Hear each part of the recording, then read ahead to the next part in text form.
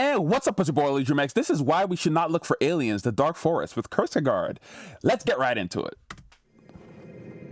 The universe is incredibly big and seems full of potential for life, with billions of habitable planets. If an advanced civilization had the technology to travel between the stars at just 0.1% of the speed of light, it could colonize our galaxy in roughly 100 million years. Wow. Which is not that long given the billions of years the Milky Way has existed. So, in principle, any spacefaring civilization should be able to spread rapidly over huge sectors of the galaxy. And yet, we see nothing, hear nothing. The universe seems empty, devoid of others. This is the Fermi paradox, which we've discussed in more detail in other videos. Confronted with the seemingly empty universe, humanity faces a dilemma. We desperately want to know if we are alone in the Milky Way. Right. We want to call out and reveal ourselves to anyone watching, but that could be the last thing we ever do. Because maybe the universe is not empty. Maybe it's full of civilizations, but they are hiding from each other. Maybe the civilizations that attracted attention in the past were wiped away by invisible arrows. This is the Dark Forest solution to the Fermi paradox.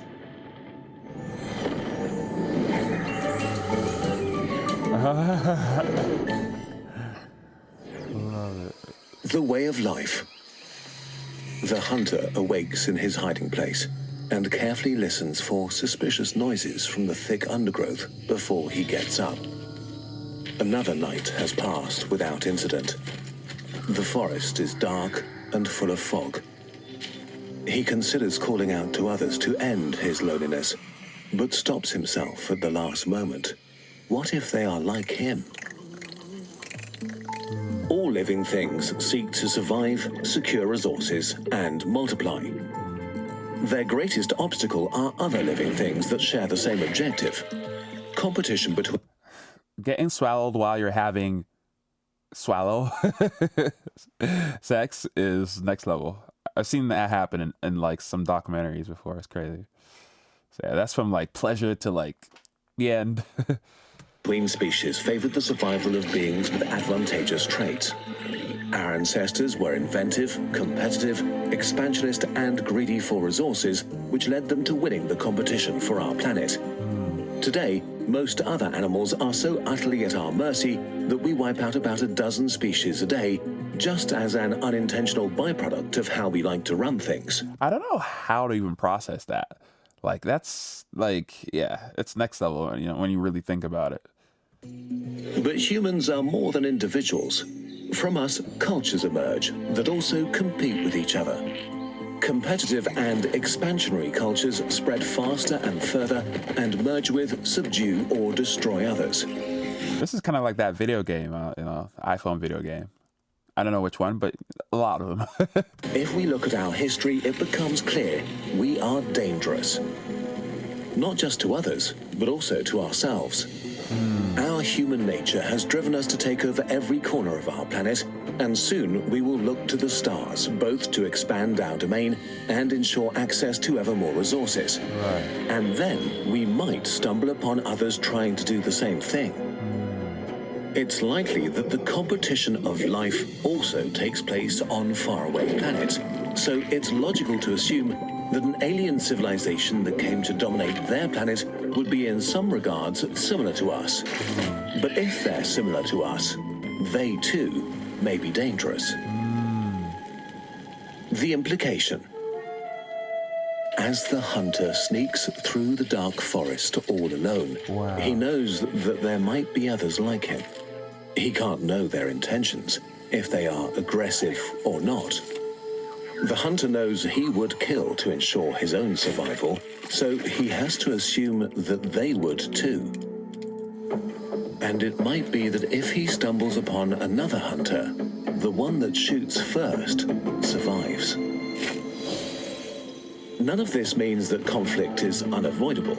So far, the progress of the modern world seems to have made us more peaceful, not more violent. Yay! Maybe this is true for other civilizations too, that eventually progress means less conflict, not more. Different alien civilizations also should vary from the mild and peaceful to the malevolent and militaristic. The existential problem we're facing is that when we meet others between the stars, we have no way of telling who is peaceful or aggressive and what their true intentions are. Right. Similarly, they might not understand or trust our intentions, even if we tell them that we are peaceful. Yeah. On top of that, if we did discover another civilization and they discovered us, the light years between us would mean years of communication delay. Both sides would be in a state of uncertainty, wondering if the wisest move is to just attack, because there's another serious issue: technological explosions and the first strike advantage. Right. We don't know where the limits of technology are, but we do know how much technological progress matters in war. A few hundred or thousand years can turn conflict with uncertain results into a one-sided massacre. Caesar's legions would stand no chance against Napoleon's army with their cannons and muskets, which would be eradicated by artillery from the First World War, which would not stand a chance against today's drones and guided missiles. So the power level of different civilizations may vary massively, and even if not, between the time it takes us to detect another civilization and us saying hi, we might already be hopelessly behind on the tech tree. Which is bad enough, but the nature of interstellar conflict makes this worse. Yeah, if they're on a different tier than us, then like we'll be torn down. That'd be insane. If your opponent is light years away, sending an invasion fleet takes so long that by the time it arrives, it might be hopelessly obsolete. Right. So war between civilizations might be just about eliminating the other to remove an existential threat to yourself. Someone else who might be so scared of you that they attack the first chance they get. Right. In this environment, the only way to guarantee a win is to strike with such force and speed that the target has no chance of survival or time to counterattack or escape to seek revenge later. The stakes are the highest possible, with no room for error. If we assume that the majority of civilizations live on planets, that leaves them pretty vulnerable. All you need to do is throw something massive at a planet to make it uninhabitable. Right. So the ultimate interplanetary annihilation weapon is probably something like a relativistic kill vehicle, a missile shot at a planet at a significant fraction of the speed of light. For example, a missile the size of a person going 95% the speed of light has as much energy as all nuclear bombs on Earth. If you shot a few dozen at the civilization you wanted to wipe out, success would be fairly certain. Even a single hit would suffice. Whoa. This is not that absurd of an idea. A civilization only slightly above us on the Kardashev scale would have enough energy to send multiple strikes against every planet it suspects of harboring life. What makes these weapons so sinister is how much they favor a first strike, since they would be so fast that it might be impossible to protect yourself effectively against them once they're launched. It's like guided missiles, but for like, oh my gosh, for interplanetary scale. That's like next level. Conflict between civilizations may not be lengthy affairs, but rapid winner-takes-all situations, where the first one to shoot wins. This makes any civilization an existential threat to any other. And if every civilization is an existential threat to every other, there may be only two kinds of civilizations out there. Whoa. Quiet ones and dead ones. So, what should we do? Whoa. Should we worry? It's unlikely that anybody has... And we already sent the Voyager 1 and 2 way out into space, and we're like, yo, we should have like at least got up on the Kardashev scale before we sent them over. And now they were like, these guys are primitive as hell. noticed humanity yet. The radio signals we've transmitted in the last 100 years traveled a relatively tiny distance and have long decayed into unreadable noise. At our technological stage, if we don't actively try to get noticed, and if nobody specifically looks at our pretty unremarkable solar system, we'll stay hidden. But one day we will venture into space in a serious way and need to consider these kinds of questions again. Wow. We don't know if there are others or if we are going through the forest alone. But we have no way of knowing for sure. For the time being, it seems the best we can do is to carefully listen. And even if we see others step into a clearing and make themselves known, we should not reply right away, but Right. carefully watch them from the undergrowth. Right. Perhaps we are also thinking about this all wrong by allowing our primitive brain that evolved in the context of the gruesome competition of life to conjure fears of predatory aliens all around us. Absolutely. Yeah. Maybe the fact that we are looking at the universe like this is a sign that we are not grown up yet as a species. There could be a friendly, welcoming community of alien civilizations waiting to hear from us when we are ready. As for now, the good news is there is actually little we need to do. We just need to be thoughtful about the signals we send out into the galaxy. We need to watch the sky and learn more about our galaxy, our forest. Yeah, no sending drill or like, like gangster rap music into space. I don't know if they would be able even be able to interpret it, but like, let's keep it on the, new job as, some jazz, yeah. Some of that good orchestral stuff. Because whatever the nature of our forest is, full of dangers or friends, or nobody at all, Right. only careful observation can tell. That's a scary alien. Let's do that. At last, the hunter reaches a clearing and finds a comfortable position. Slowly, the sun melts the fog away.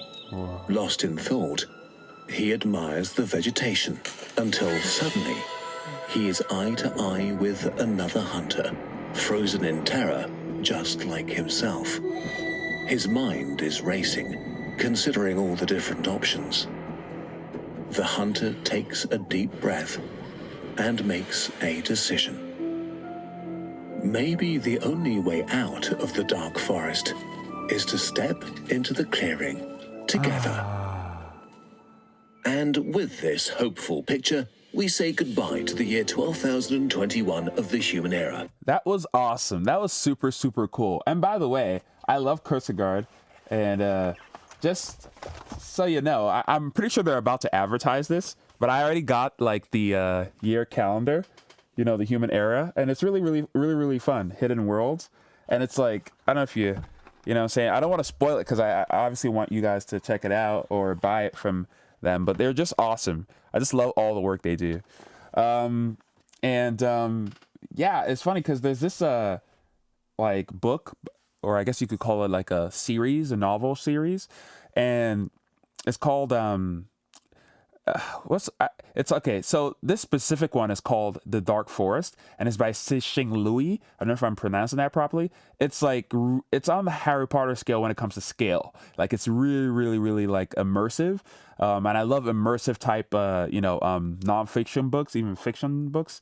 This is a fiction one, obviously, but yeah, it's really, really cool. And they talk about this. There's a. I don't want to spoil too much in case you guys want to read it, but there's like an alien species that like, there's a couple alien species, but there's one who we use as leverage, just to scare the other ones who are attacking us off. Called the Trisolarians. But yeah, and we tricked them into destroying a planet just to show that, hey, we're willing to destroy. This is kind of a little bit of spoilers. We're willing to like, to be called out there than to be conquered. You know what I'm saying? And so I don't know if that broke that down, but it's like, it's really, really cool because we like human beings, or this a specific human being, used like this alien species that's willing to take us out as leverage so that we won't be conquered. It's like, it's kind of like a suicide, like, hey, we're here so this other alien species doesn't conquer us. I don't know if that explained it, but anyways, check it out. Cixin Louis, The Dark Forest. So yeah, it's a book in the series. So check it out. Make sure to like and subscribe, and check out. I'm releasing a music video on Friday, so check that out. And I'm going to be I'm going to be reacting to more videos. Let me know what else you want me to react to.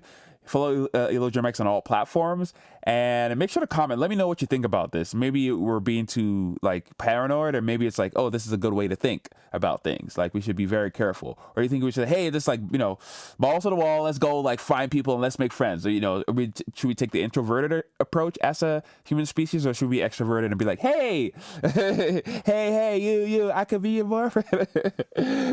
So anyways, Thank you for tuning in, and whoa, whoa, whoa, I could be your girlfriend.